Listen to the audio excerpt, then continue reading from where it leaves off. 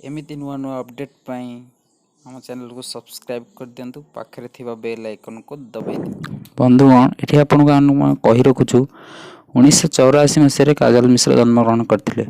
तो पूर्वर ओडिशावासी काजल मिश्र को Odia album queen भावे जानिथिले। कौन एबे आपण यह जानिया पाई चाहुनांती कि से अभिनय दुनिया रे दूरे एबे कौन करूछंती, से एबे केउंठे रहउछंती। जदि आपण से विषय रे जानिया पाई चेष्टा करनांती तेबे आमे आज आपनको से विषय रे संपूर्ण तथ्य देवा पाई चेष्टा करिवु। तो काजल मिश्र 200 रु अधिक आलबम गीत रे अभिनय करि सारिछंती ओ से 10 रु अधिक सिनेमा रे मध्ये काम करिछंती। ईटीवी ओडिया रे प्रसारित धारावाहिक बड़ घर बड़ गुमर कथारे तांकर अभिनीत भूमिका अंजलि तांकु सबुठारु अधिक लोकप्रियता कराइथिला। तो से 2005 मसीह प्रथम थर धर्म रहेब जय ओडिया सिनेमा रे एंट्री करथिले। ए सिनेमा रे से सिद्धांत को भौणी भूमिका रे अभिनय करथिले।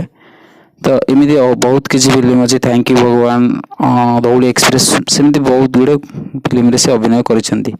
एबे काजल मिश्र पुणी थर अभिनय जगत को रिटर्न करिसेंती। तो काजल को आपण माने सिंदूर अधिकार धारावाहिक रे देखि परिबे। तो ए किछि तथ्य दिला काजल मिश्र को विषय रे। तो आगु एमती बहुत तथ्य हम बॉलीवुड तरफ दे पारिबो बॉलीवुड विषय रे। तो बॉलीवुड विषय रे किछि तथ्य जानिबा चैनल को सब्सक्राइब करंतु, पटक बेल आइकन को दबाई दियंतु।